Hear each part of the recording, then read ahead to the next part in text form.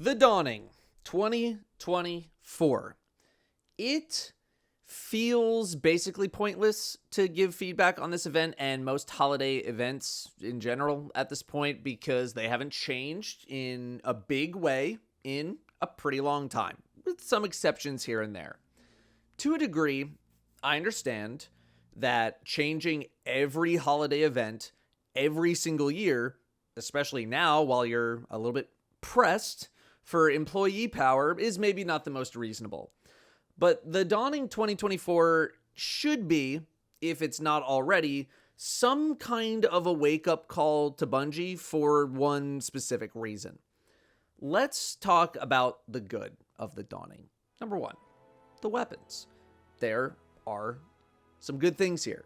Avalanche is a 450 RPM solar machine gun, a rarity in the current landscape, which can roll with some pretty good options. Maybe something like Subsistence Incandescent in case you don't have fixed odds from Duality. The Linear Fusion Mistral Lift can roll with Envious Arsenal and Bait and Switch, along with a multitude of other combinations that include Envious Assassin, Reconstruction, Firing Line, and Precision Instrument. Linear fusions aren't at the tippy top right now, but power weapons are one weapon category that I'm a bit more willing to lean into the whole, but what if it gets buffed world that so many people tend to cope on.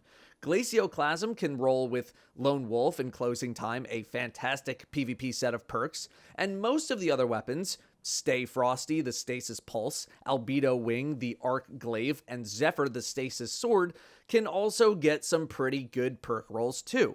Not only this, but there are upgrades at Ava to give you double perks on these weapons when you focus them directly, increasing your odds of getting the thing that you actually want on the weapon. Next, the armor at the Eververse. I know people are probably hearing good and Eververse in the same sentence and are ready to throw me out of a window, but the armor looks pretty good this year. I think they did a good job. You can also buy it for dust, which I will likely do for at least one set of armor for, I think, potentially the first time ever that I will be buying an armor set with dust. Speaking of which, finally, the last thing, Bright Dust. A somewhat efficient way of playing the Dawning right now is to focus on the repeatable bounties, which involve making whatever cookie is on the bounty. After you already have a bunch of ingredients, you just scoop as many of these bounties as possible, make cookies, and then pass them out. It takes a little while to do, but it's not that bad, and it can actually provide a really solid amount of Bright Dust from doing so. The Dawning is one of the better holiday events that we have in the game. But I still have notes, even if most of this feedback has already been given time and time again. How is the Dawning probably meant to be played? By just playing the game as you normally would, right? Over time, you'll gain different ingredients and Dawning essence and spirit and all that kind of stuff. And over the 3-week period, you should get a good amount of things, assuming you're playing constantly over that 3-week period. Personally, I'm not going to be around that much over the next 3 weeks, so I wanted to try to focus fire some stuff to try to get some weapon rolls. And still, to this day, the most efficient farming for this and any other event that relies on activity completion for currency is checkpoint farming, which is some of the most boring stuff in the game, especially considering which checkpoint people are farming for this activity or for this event.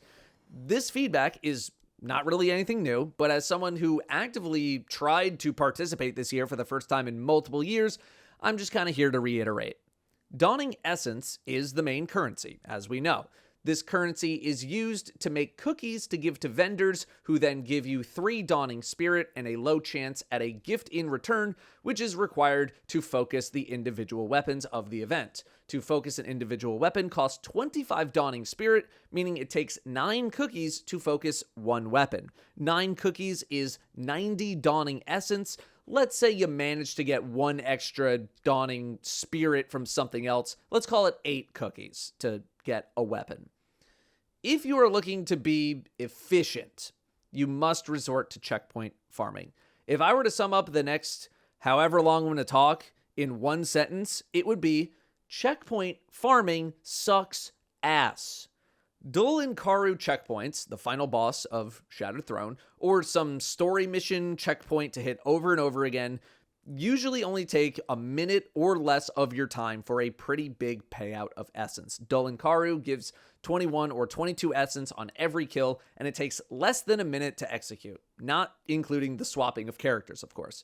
There are story missions that might be even better than this. Compare that to a strike or GM seasonal activity. Let's say you're doing a strike. That's the easiest thing to compare.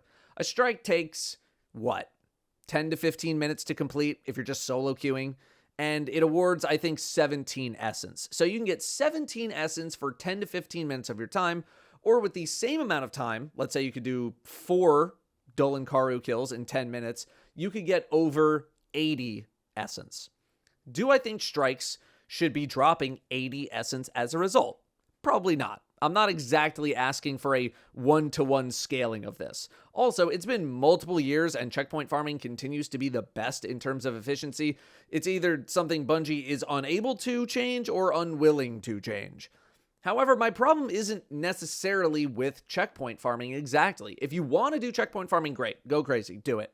My problem is that it feels like your two options for targeting the event are, 1, horribly boring but efficient checkpoint farming, or 2, much more fun but inefficient everything else. Strikes are 17 essence for a completion. GMs, you would think, would scale much better. They only give 22. I cleared Birthplace of the Vile in less than 10 minutes. That's still not even close to checkpoint farming in terms of efficiency, although the trade-off is that you do get GM rewards upon completion of a GM compared to a checkpoint.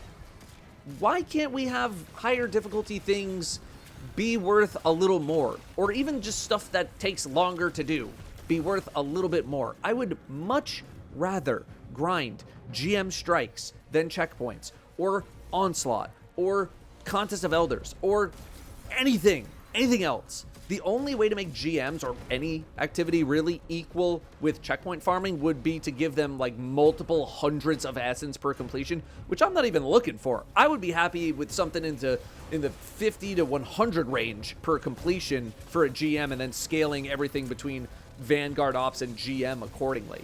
The same goes for any other activities in the game. Onslaught 50 takes over an hour, and you get somewhere in the 120 to 140 range of essence. That's 6 or 7 Dolinkaru kills, which you can do in about a fifth of the time. Contest of Elders, a full clear, 13 essence for 30 minutes of gaming. I just want other things in the game to give a little more essence per completion so that I can feel like the time spent trying to engage in the holiday event is justified and or just a little more pleasant. I realize it'll never be perfect, like chances are that something else just becomes the new best farm or whatever, but like just give me something, man. Like anything other than checkpoint farming, man. It's miserable. Can we also introduce these weapon drops alongside of the drops that we're currently getting from activities? Like a chance to get a dawning weapon when you complete a whatever.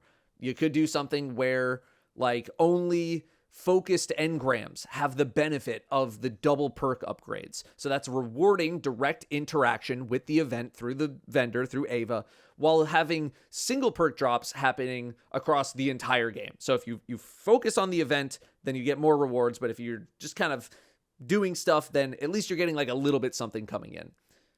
Finally, the potential wake-up moment, the bugs. This event launched on the 10th, and approximately one thing worked. We could patch the game and log in. 45 minutes into the event, Bungie disabled challenges. Why? Because the event card, which is normally like 1,000 silver or something, was accidentally made free to everyone. Bungie shut this down, which I'm not really blaming them for. I kind of expected that. Bungie still does these event cards because they're still probably bringing in a not insignificant amount of money. If they weren't bringing in some cash, they wouldn't keep doing them. So I get it. You got to run a business, even if I think 99% of people who got the card for free would have never actually purchased it on their own, present company included. I haven't bought any event cards. Bungie really had no easy way out of this issue. I fully expected them to wipe the event card from everyone's inventory, but the people who claimed it for free did actually get to keep it. Very surprised by that. Although maybe it was more work to get rid of it out of everyone's inventory than it was to just let them have it. But in doing so, the crowd that missed out complained that they were unable to take advantage of this bug and argued that they should have just made it free for everyone. It's not really my place to say what Bungie should have done, but obviously a free event card for everyone after how things have been going recently probably would have gone over pretty well with the community. But in shutting down the event pass, pretty much everything else was broken or was already broken from the get-go. People's intro quests were breaking where they couldn't get past step number 1. Weapons were not focusable with the upgrade and then also weren't dropping with the double perks when that upgrade was active. Certain challenges were broken, which Bungie just auto-completed for everyone. Kind of a good move there. One of the ingredients still has the pink placeholder icon. Not as big of a deal as other things, but just kind of the cherry on top, really. Things launching and being broken feels kind of like the norm nowadays. Like, I guess that's just what happens when a bunch of QA get laid off, right? Now, I will give some amount of credit here, I guess. At least Bungie acknowledged the issues quickly and worked to get them functional again as quick as they could. And no, I'm not going to entertain any kind of like, oh, well, they shut down the free event card for the players, but they can't fix the second boss in the dungeon, blah, blah, blah, like whatever kind of conversations, because I think they're incomparable, and Bungie has been trying to fix that issue for like months now. And at least Bungie has been responsive to certain things breaking and trying to get them rolling again. But this needs to be a wake-up call for Bungie if the past 3 months haven't. Perhaps something we'll discuss more in the future. The game is buggy.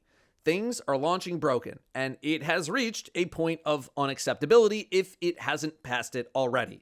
Half the time, I can never be confident in what I'm telling other people because I don't know if something is bugged, if it's still bugged, if it's not bugged anymore. Oh, they fixed that in the last patch. Oh, it's getting fixed in the next patch. It's getting fixed soon. It's getting fixed months from now. I don't know anymore. I can't keep track of all these things. Like, sorry to kick you when you're down, Bungie, but it's hard to have conversations about like the state of the game or like balance or design or activities or sandbox or like whatever the hell when it feels like the thing is barely working in the first place. I realize an event like this being broken for like 1.5 days out of a potential 3 weeks is probably not that big of a deal in the grand scheme. But at this point, it's just the principle of it all, really, and the frequency. So yeah, that's what I got on Dawning. I put about 13 hours into the experience, 8 of those being when the event was barely working on launch day, and then a multi-hour dungeon farming session that resulted in every role of the linear fusion except for the one that I wanted. So I guess I had a bit to say about it this time. Thank you very much for watching, for listening. I will see you next time.